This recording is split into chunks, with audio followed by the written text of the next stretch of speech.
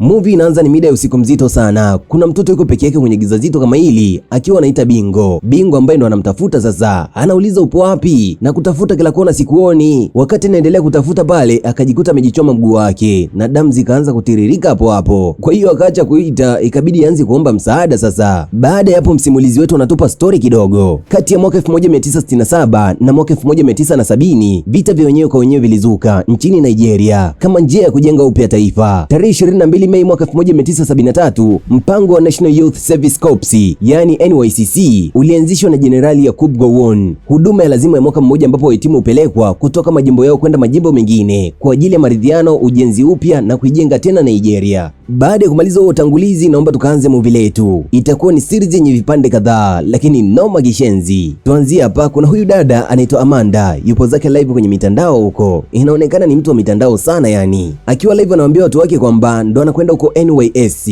kwa ajili ya ujenzi mpya wa taifa. Wakati akiwa live pale, dereva kidogo alikuwa anaendesha gari vibaya. Kwa hiyo akajikuta akapamia tuta na nini, gari likayumba kidogo. Amanda bila hata kuangalia umri wake akaanza kumwambia, wewe uone mbele au unataka kutuangusha wote kwenye gari huko? Mama mmoja alikuwa jirani na Amanda pale akamwambia, usiongee na watu wazima kama hivyo, yule ni umri sawa na babako kabisa. Akamwambia, mama, sijaongea na wewe kabisa, kwa hiyo ambayo hayakuhusu wala usiyapagae. Kuna dada mwingine alikuwa kwa nyuma pale akamgusa na akamwambia, huko kijijini watu waga tuongei kama hivyo, watu tumejaliwa lugha nzuri, kwa hiyo usitoke mjini kabisa na maneno yako mabaya, jitahidi kuwa na heshima kwa watu wazima. Huyo ni mama mtu mzima. Kingine na huyo dereva ni sawa na babako kabisa, kwa hiyo kuwa makini wakati unawajibu. Akamwambia, na wewe anti, wewe amekufikia vipi huko nyuma? Jifunze kumind biashara zako bana. Amanda kuwa na utani kabisa kuhusu abiria wenzake, akarudi zake live huko, maana wote ni kama wanamkorogea tu. Katoka mjini, wenzake wote huko kijijini huaga wajui kabisa kujibizana na watu wazima, ila yeye ndio hivyo katoka maisha ya uhuru na nini. Kingine ndio hivyo ni mtu wa mitandao. Tukiacha hiyo ya Amanda, kuna hii familia fulani hivi ya kishua, ina mama na kijana wao mdogo anaitwa Daniel. Huyu naye alikuwa ni kopa ambaye wazazi wake wamepanga kwamba wanamtoka NYS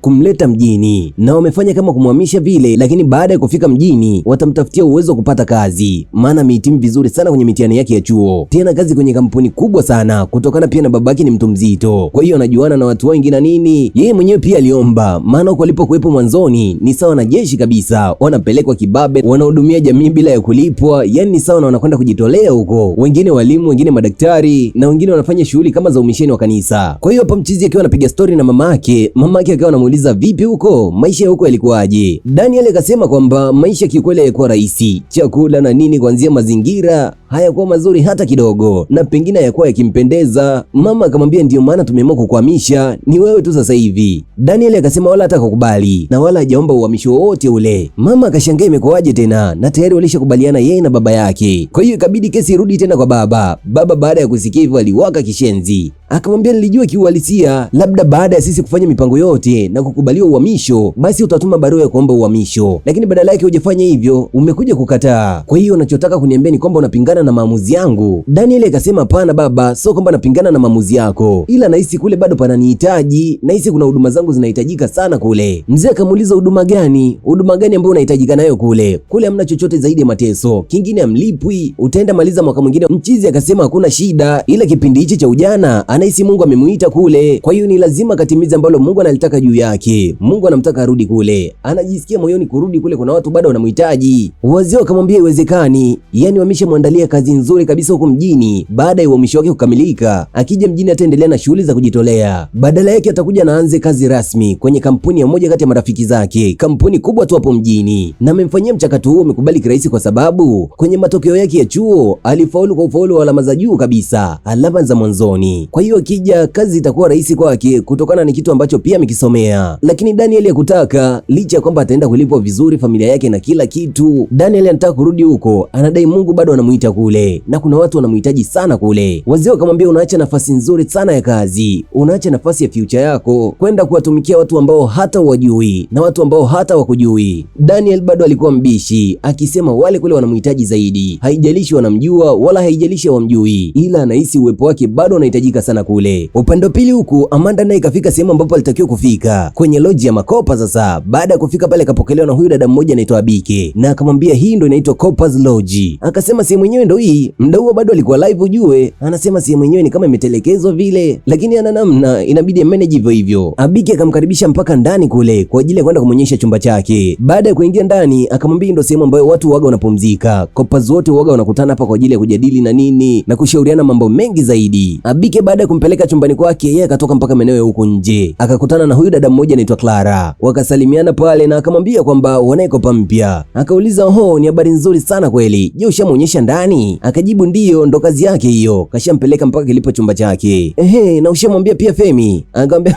"Femi yupi huyo? Huyu Femi mpenda wanawake au?" "Sijamwambia chochote kile. Ataanza kuja kumsumbua mgeni hapa." Clara akasema, "Basi sawa, ngoja aingie zake ndani huko." Tukija upande wa pili, huyu ndo Femi mwenyewe na wala hata sio kwamba wanamsingizia mzee. Kuna nyama moja iko pembeni inampapasa tu wakati anacheza game na mshikaji wake anaitwa Emeka. Emeka hapo kanuna mshikaji wake kashamkanda goli zaidi ya 2 na Femi si anajeuri, mchumba yupo kando anamkanda kanda, kuna power fulani hivi inakujaga. Kwa hiyo mchizi anamnyosha tu mwenzake kwenye game hapo. Femi kigeuka naye karanga, kigeuka naye kinywaji. Huko kwa Emeka ni kavu kavu mzee. Wakati Femi anaendelea kuplay game pale, simu yake kaita na uwezi amini aliyempigia ni mpenzi wake. Huyu jamaa na mchumba kabisa, tena mchumba ambaye hivi karibuni wamepanga kuoana. Akapokea pale ile nyama ilikuwa pembeni, sikaanza kuongea. Akamwambia, "Funga mdomo wako wewe, uone kama naongea na simu hapa." Baada ya hapo akaomba nafasi na akatoka zake mpaka nje kule, kisha akaendelea kuongea na mpenzi wake. Akamwambia, "Usijali, zilikuwa kelele za huko ndani tu, Coppers wenzangu wanasumbua." Huyu mpenzi wake kweli akamwelewa na akaamini kabisa labda mchizi yupo zake busy huko na nini. Mchizi akamjibu, "Ndio, kuna mambo tu alikuwa anafanya huko ndani." Huyu dada ambaye alikuwa anaongea naye akamwambia kwamba ameongea na babake hivi majuzi tu na wamepanga waifanye harusi yao hivi karibuni, kutokana pia na muda unazidi kwenda. Wamejuana imeenda miaka mingi sasa na wapo kwenye uchumba tu. Kwa hiyo babake ameamua kwamba huu mwaka waoane moja kwa moja, wawe mke na mume, yani kihalali kabisa. Mchizi akasema hakuna tatizo, lakini mimi naona kama bado karibu sana, kwa nini tusiendelee kusubiri? Yule dada akamuuliza, "Kwa hiyo tusubiri mpaka mwaka mwingine?" Akajitia pale, "Hapana, tusisubiri mpaka mwaka mwingine. Kwa kuwa Mungu ametuongoza miaka yote mitatu hiyo tuko kwa pamoja, basi naona huu ni mwaka wa sisi kuoana kabisa. Kama baba yako ameamua hivyo, basi tukaoane." Na wanaongea hivyo baba yake na huyu mpenzi wake ni mchungaji. Ndio maana mchizi imembidi akubali tu. Anaweza akakataa hapa ikawa kesi kwa baba mkwe tena. Na yupo tayari kumwacha mpenzi wake leo wala kesho, licha ya kwamba hajatulia kabisa. Mpaka Coppers wenzake wanajua kabisa huyu mchizi hajatulia. Ni akiingia mwanamke mpya akijichanganya pia analo tu. Akiwa pale mpenzi wake akawa anamtajia mistari ya Bible na nini kuhusu kuwa mwaminifu, kuwa mvumilivu. Alafu kuna wadada wakawa wanakatiza pale, jamaa anasema naona saizi mbalimbali, wembamba kwa wanene, weupe kwa weusi. Yule dada akamuuliza, "Unamaanisha nini kusema hivyo?" Akasema, kwenye roho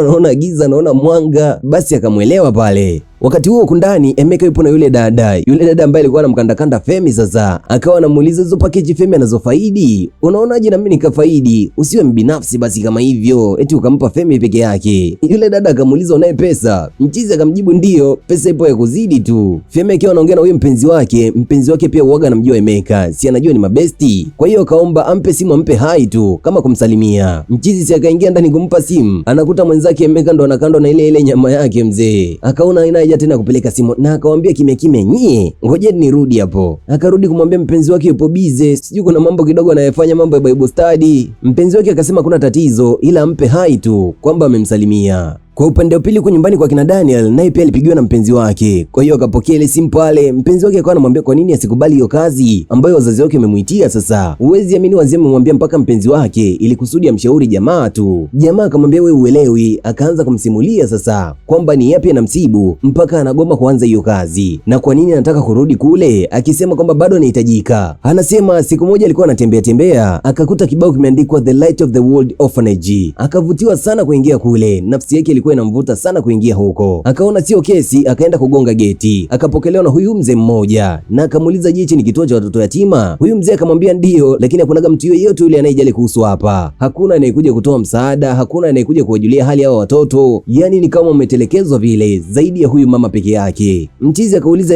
mama yupi huyo?" Huyu mzee akasema hichi kituo kilianzishwa na mzee mmoja ambaye aliamua kuanzisha kituo cha watoto yatima. Lakini baada ya miaka mingi kusonga, huyo mzee alifariki. Akakiacha hichi kituo kwa mke wake. mke wake ambaye kwa sasa hivi ni mjane. Huyo mkewe anaitwa Debora, ndiye aliyebaki mpaka sasa hivi kusimamia hichi kituo cha watoto yatima. Anajitolea sana wakati mwingine mpaka kujinyima, lakini ili mradi watoto wapate tu. Na akawa anamsimulia watoto wamekuwa wengi kwa sababu wazazi pia wamekuwa hawajali tena kuhusu watoto wao. Wanakuta watoto wengine wametelekezwa kwenye madampo, wengine wametelekezwa maporini huko, basi wao wanafanya kuwachukua na kuja kuelea kwenye hichi kituo. Mchizi ile story ilimgusa kishenzi yani. Na akamuuliza huyu mzee, je, naweza kufanya jambo lolote lile kusaidia? Je, naweza kuleta mchango chochote kile? Huyu mzee akamwambia ndio, unaweza kufanya jambo lolote lile. Basi jamaa alipotoka pale, siku nyingine alirudi na boksi za biskuti, akarudi na maboksi ya juisi kwa ajili ya hao watoto yatima. Hiyo siku alileta pia, alifanikiwa kukutana na huyu Madam Debora. Madam Debora akamuuliza unafanya nini hapa? Akamjibu, nimejisikia tu kuja kusaidia, nimepata historia yako kidogo, nafsi yangu ikashawishika sana kuja kusaidia. Mama akamwambia lakini hatuja kuomba. Akasema najua mjaniomba, wala najua hunijui kabisa, ila nafsi yangu inajisikia kusaidia. Huyu mama akamshukuru sana pale na akamuuliza, je, unahitaji kuwaona watoto? Maana ina nafasi ya kupata mtu wa kuwasaidia waliiomba kwa muda mrefu sana. Na mama anasema alijua kabisa Mungu atatuma msaada kwa ajili ya hawa watoto, na kweli leo Mungu akamtumia msaada. Jamaa akasema ndiyo, yupo tayari kuonana na hawa watoto. Basi mama akaleta watoto pale na wakamshukuru sana, unaambiwa kwa juisi na biskuti. Akamfuata mtoto mmoja akamuuliza unaitwa nani? Yule mtoto akasema anaitwa Angela. Akamwambia tunashukuru sana kwa msaada wako, biskuti na juisi ulizotuletea zitatusogeza sana kwa sasa hivi. Huwezi amini jamaa alivyotoka pale, alienda kulia kishenzi. Yeye kwao ni matajiri, anapata kile anachokitaka, lakini hakuwahi kujua kabisa kama kuna watoto wanakula kwa bahati. Yani wao ya jana ni bora kuliko ya leo. Kwa hiyo ndio maana anasema anahitajika sana bado kule kijijini, kuna watu wanamhitaji. Historia alipomsimulia mpenzi wake akamuuliza na maana gani sasa? Watu wasiokuwa na wazazi huwajui, hawakujui, wanakuhusu nini hao? Mchizi akamwambia wewe uelewi, wao si kama sisi. Sisi tunapata kile tunachokitaka kutoka kwa wazazi wetu, lakini wale watoto hawana wazazi kabisa. Ndio hivyo, kuna siku wanalala njaa. Zile biskuti na juisi nilizowapelekea zilikuwa na maana kubwa sana kwao, kiasi kwamba walishukuru na kushukuru. Huyu mpenzi wake ambaye anaitwa Bing akamwambia sasa hivi unahitajika kufanya kile ambacho unastahili kufanya, na unahitajika kufanya kile ambacho babako anakitaka. Uje mjini na uanze kazi kwenye kampuni. Mchizi akasema anachohitajika kufanya ni kile Mungu alichomuita nacho, ni lazima arudi akatimize kazi yake. Bing akamuuliza kazi gani? Kazi gani hiyo ambayo isakuwa na malipo? Akamwambia malipo huwezi kuelewa ni malipo ya aina gani, lakini Mungu ananihitaji kule. Na huyu jamaa hapo ni wakishua kishenzi yani, kwao ni matajiri wala so pesa za mchongo, naambiwa ni pesa rundo yani wanazo. Kingine babake ana connection kubwa sana ya makampuni, ndio maana alimtoka kwenye kujitolea, alitaka kumleta mjini kwa ajili ya kuanza kazi rasmi kwa njia za shortcut yani, maana bado hajamaliza muda wake kule. Tena mchizi akamwambia mpenzi wake kwamba kwa hapa haoni mtu yoyote yule, zaidi sana anahitajika kurudi kwa wale watoto, na kwa sasa hivi kashawapenda kinoma yani. Bing akamuuliza ina maana huoni mtu yoyote? Kwa hiyo hata mimi unioni? Mimi nimekuwa si chochote tena kwako. Zile safari za Dubai, sijui kwenda wapi, Bahamas, kupeana ahadi nyingi zilikuwa ni uongo. Jamaa akamwambia sijamaanisha wewe sio muhimu kwangu, na wala sijamaanisha ahadi zote zile zilikuwa uongo. Ninachotaka ni kwamba turudi kwa pamoja kule tukawasaidia wale watoto. Akasema urudi na nani? Huwezi kabisa kurudi na mimi. Nenda kijijini katafute msichana low key. Mimi huwezi kunipata tena, na kuanzia hapa yamekwisha. Huwezi amini mpenzi wake alimwacha kirahisi kama hivyo tu. Hawezi kabisa kuwa naye. Yeye alijua baada ya hapo atakuwa na maisha ya kishua, kuendelea kuzunguka Dubai, lakini mchizi ndio hivyo kapata wito ambao hakuwahi kujua wala hakuwahi kufikiri kabisa kwamba ataitiwa kwenda kusaidia wale watoto yatima. Tukirudi kwa Amanda, hata chumba alichopewa mzee ni chumba cha ajabu ajabu tu, kimechafuka na nini, kina mpangilio ulionyooka. Kwa hiyo ikambidi aanze tena kufanya usafi. Alipiga usafi wa kuzidi hapo chumbani. Baada ya hapo akaingia zake live kama kawaida kuendelea kuongea na watu wake wa mtandao huko. Anawaambia kwamba hii sehemu kiukweli sio nzuri, ni sehemu mbaya sana yani, na haivutii kwa mtu hata wa maisha low key kukaa sehemu kama hii, lakini sina namna, inabidi ni manage sehemu hii tu, sina sehemu yoyote ile ya kwenda, lakini nikishamaliza muda wangu nitarudi mjini na mtakuwa mnaona maisha yangu ya mjini kama kawaida. Kabla hajamaliza live yake pale, akasikia mlangoni anagongewa. Kwenda kufungua na kutana na Clara. Clara akamwambia niliambiwa kuna kopa mpya kaja, lakini kidogo nilikuwa busy, kwa hiyo nimekuja kusema hello kwako, naitwa Clara. Akamwambia naja kujua. Akamwambia ni sawa, lakini tunakukaribisha sana hapa. Kama utajihisi mpweke unaweza kuja huku ukaongea na sisi kwa pazi wenzio. Amanda alikuwa anamuitikia ni ile basi tu, anaona kabisa huyu sio mtu level zake. Clara naye akaona ondoke baada ya kuona mapokezi yakuwa mazuri hata kidogo, lakini kabla ya kuondoka akamwambia samani tena, punguza basi sauti yako, tupo bize huku. Akamwambia siku njema bwana. Baada ya hapo akafunga zake mlango na akarudi kwenye live akamwambia mnaweza mkaimagine kweli msichana wa hovyo tu asiyekuwa na maisha level yangu eti kabisa anakuja anakuja ananiambia nipunguze sauti yangu, kwamba nimekuwa na kera sasa hivi. Haoni hata kama ni sauti ya kitajiri. Hivi unajua nafasi ya mama inabaki kwa ya mama siku zote. Baada ya mama kuona kijana wake anataka sana kurudi kule, akaamua kurudi kuja kuongea na mume wake na akamwambia kwamba kwa nini wasimwache kijana wao afanye kile anachokitaka. Mzee akamuuliza nini, kwenda kujitolea huko sehemu asopata mshahara? Mama akamwambia ndio, mwache aende akafanye kile anachokipenda na kile ambacho anadai yeye kaitiwa. Mzee akasema lakini ana yoyote kule, anamjua nani huko? Mama akamwambia kumbuka hata ulivyokuja huku hukuwa na mtu yoyote yule, lakini baadaye ulinipata mimi. Mzee akamwambia acha kunikumbushia zamani bana, ni kweli na nina appreciate kwamba wewe ni kitu kikubwa ambacho nimewahi kupata kwenye maisha yangu, lakini kule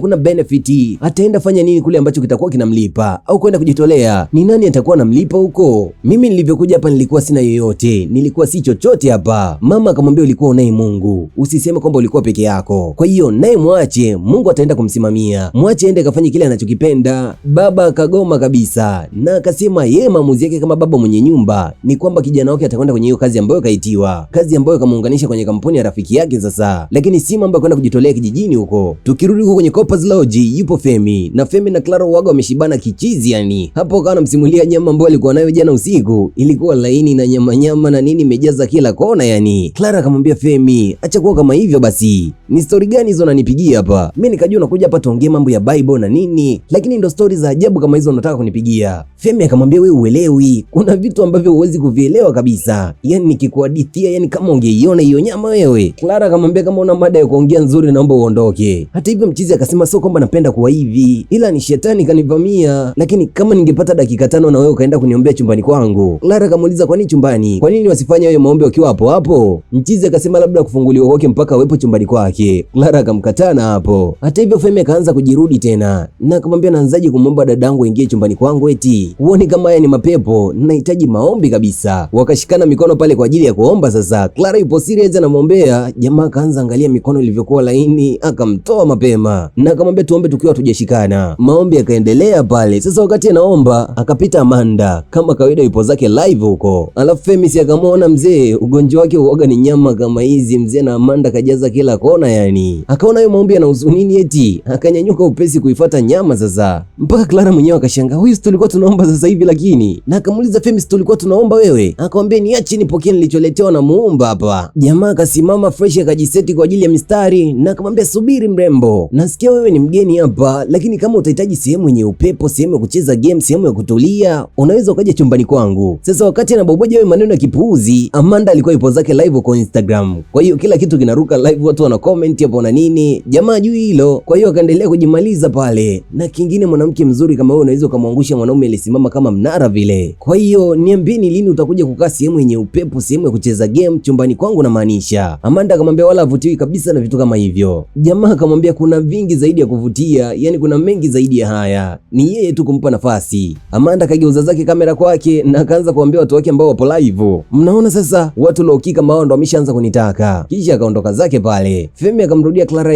tuendelee kuomba sasa. Nilishapokea ambacho Muumba aliniletea. Clara naye akaona wewe upo serious, kwa hiyo akanyanyuka na akamwacha mchizi pale. Kama maombi ya Jombe peke yake bwana. Huko nyumbani mama naye alirudi kwa kijana wake na akawa anamwambia kwamba kwa nini asikubali ambacho babake anamwambia. Yani aje mjini kwa ajili ya kufanya kazi. Akianza kazi kwenye umri mdogo kama huyu atatengeneza mengi sana na mwisho ataanza kujikuta kwenye maisha mazuri. Lakini huko kijijini ni nani anakwenda kumlipa? Mchizi akasema kukaa hapa na kwenda huko hakuna tofauti yoyote ile. Hakutampunguzia chochote kwenye maisha yake. Na hata akibaki hapa, je, atakuwa amemfanyia nini Mungu? Anajisi hiyo ndo sehemu pekee anaitwa na kingine aende kukaa muda mrefu. Anaenda kumaliza mwaka mmoja tu. Baada ya hapo atarudi nyumbani. Mama akaendelea kusema ni bora akakubali ushauri wa baba yake kuliko kwenda huko kijijini. Hakuna malipo yoyote yale. Daniel akasema si kwamba anahitaji malipo. Yeye anahitaji kwenda kuifanya kazi ya Mungu. Wao ndo wamekuwa kama kizuizi kwake. Yaani wazazi wake wanamzuia kwenda sehemu ambayo anaipenda yeye. Sehemu ambayo anahisi labda ndo kaitwa na Mwenyezi Mungu. Sasa hivi unakumbuka wakati Femi anaongea muda ule pale, Amanda alikuwa live kwenye mtandao huko na mchizi alikuwa anamwaga mashairi hapa na pale kama nyimbo vile. Kwa hiyo wana TikTok na wana Instagram wameitengenezea biti imekuwa ni kama ngoma inayotrend kinoma yani. Na kwa sasa hivi kwenye mitandao huko watu wanamuita Mr Fresh Bread. Asubuhi yake na mapema kweli, mchizi wake ambaye anaitwa Emeka yupo mlangoni kwake anamgongea kishenzi unaambiwa. Anamwambia Femi, toka huko ndani kuna jambo jipya huku. Femi naye akatoka akamuuliza Emeka unataka nini? Baada ya kumchukua samaki ambaye nilikuwa nimemuinda kwa muda mrefu, leo umekuja tena kunisumbua. Hujui kama nipo na samaki mwingine ndani huko ndo namkunja. Emeka akamwambia kuwa mpole mzee, kuna habari mpya huko kwenye mitandao na trend kishenzi yani. Kila kuona kila mtu anakujua sasa hivi na wanakuita Mr Fresh Bread. Akamuuliza unamaanisha nini na trend kwenye social media kivipi? Akamwambia mbo, angalia yule msichana alikuwa anamuongelesha pale living room,